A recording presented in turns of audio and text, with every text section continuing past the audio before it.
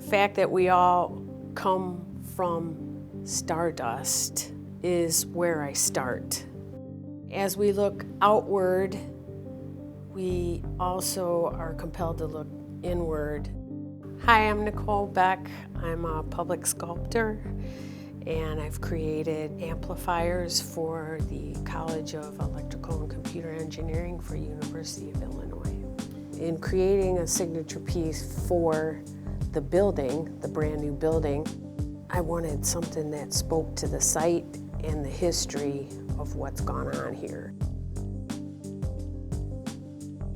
University of Illinois has this wonderful history of collaboration, and hence why I picked two forms in front of the building, because I wanted them to represent John Bardeen and Nick Holoniak standing side by side and collaborating. The LED was invented by a professor that spent his life here, Nick Holoniak Jr. His professor, John Bardeen, invented the transistor. So the two of them together are quite a life force in the world of engineering. My name is Milton Fang. I'm the professor at the University of Illinois. And one day when I come to this university, I told my dad, I met a guy who invented transistor for the transistor radio. And he looked at me, he told me that work for him. The invention of the transistor is extremely important, that revolution the whole world on electronics that create a $300 billion business and job opportunity today.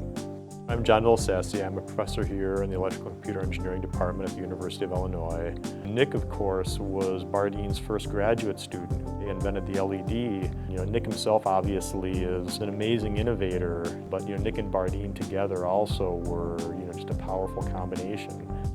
The form is based on the oscillation that comes out of the LED, the shape of the pulse that emits from the electron-hole recombination. That was amplifier, which make a lot of sense. From the standpoint of an electrical engineer, and especially the type of electrical engineer that we are, the people who have this strong base in electromagnetics and physics. I mean, the fact that you can kind of see that, that amplification of the wave, as the art kind of develops, it ties back to something that's, that's physical and meaningful. When the sculptures came in, I thought it was great, and it kind of tied everything together. I'm interested in the color and the effects that I get.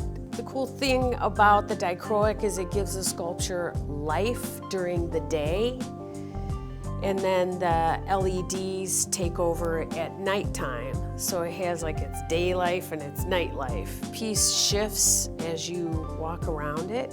You might see green from one side, and then it shifts to a blue and a red and a gold, and piece has a life of its own.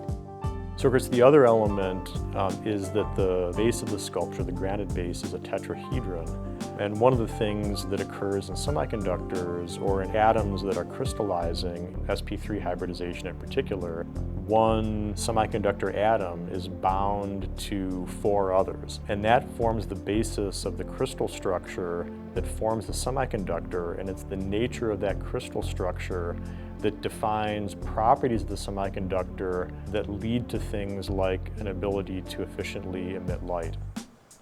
The sculpture is called Amplifiers, and it's a pun on laser. Laser technically is a light oscillation, but they were reluctant to call it a loser,